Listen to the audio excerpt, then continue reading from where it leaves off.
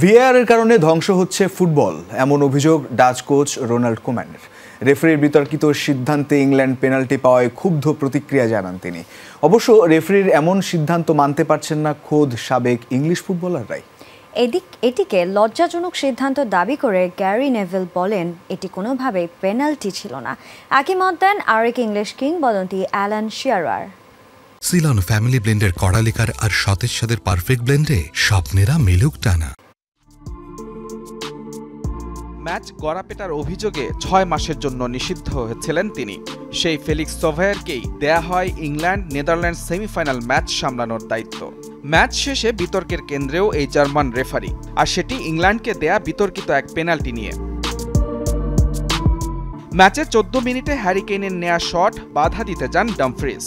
বল পোস্টে না থাকলেও ডামফ্রিজের পায়ের সঙ্গে কেইনের পায়ের সংঘর্ষ হয়। গোলের বাঁশি বাজালেও পরবর্তীতে ভিএআর এর সহায়তা নেন রেফারি সোভায়ার।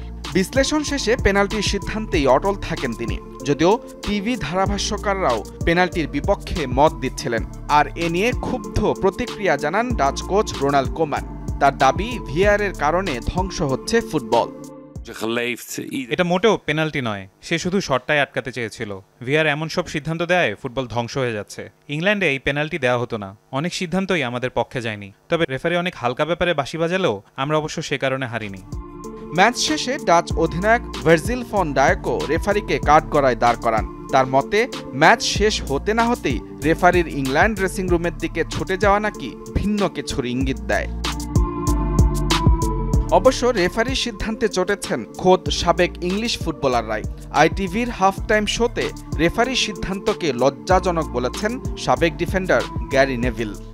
ডিফেন্ডার হিসেবে আমি মনে করি এটা লজ্জাজনক সিদ্ধান্ত। এটা কোনোভাবেই পেনাল্টি হতে পারে না।